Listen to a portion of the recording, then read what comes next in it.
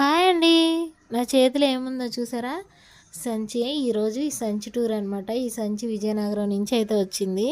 మా మరదలు, చిన్నోడు, అమ్మ ఊరైతే వెళ్ళారు జొన్నాడ యాత్రకి.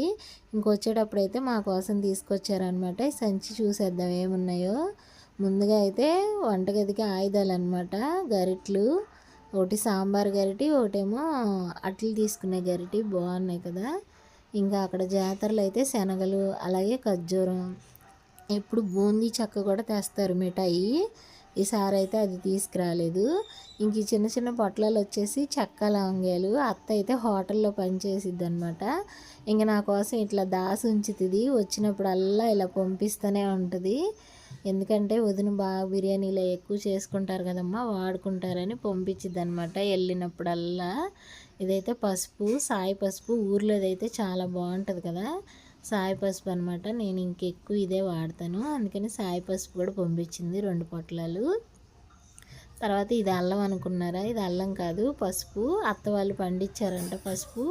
ఇంకా ఎక్కువ పంపిస్తే అది తయారు చేయడం రాదని ఇంకా అమ్మ అయితే చూపిస్తానని కొంచెం తీసుకొచ్చింది. అసలు స్మెల్ అయితే ఎంత బాగుందో అసలు ఇరిపి చూపెడుతుంటే. ఇంకా తర్వాత మిక్చరు, చక్రాలు అవన్నీ నిన్న పండక్కి తిన్నారు కదా మీరని, ఇంకా మిక్చర్ అయితే అమ్మమ్మ రాత్రి అంతా చేసింది కూర్చొని అమ్మ కోసం అని చెప్తున్నాడు మా చిన్నాడు పక్క నుంచి.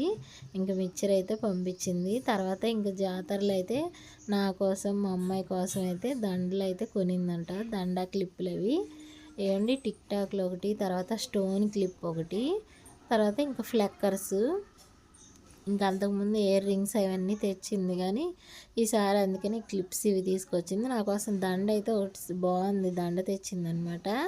అది చెల్లి సెలెక్ట్ చేసిందంట. చెల్లి వాళ్ళ అత్తగారు ఊరు కూడా అదే. చెల్లి కూడా జాతరకి అయితే వెళ్ళారు. ఇంకా అక్కడ చెల్లి సెలెక్ట్ చేసిందంట. దండ అయితే చాలా బాగుంది. ఇందులో క్లియర్నెస్గా కనిపించట్లేదు కానీ బయట అయితే చాలా బాగుంది. చిన్నోడైతే అమ్మ నీకు బాగుండిద్దని, నీకు ఆ చీర కలర్ ఉందని తెచ్చానని చెప్తున్నాను, నీకోసమే తెచ్చానని. మనకి ఎన్నున్నా సరే మన కోసం ఎవరైనా ఇట్లా ఏదైనా చిన్న వస్తువు పంపించినా ఆ హ్యాపీనెస్సే వేరే కదా.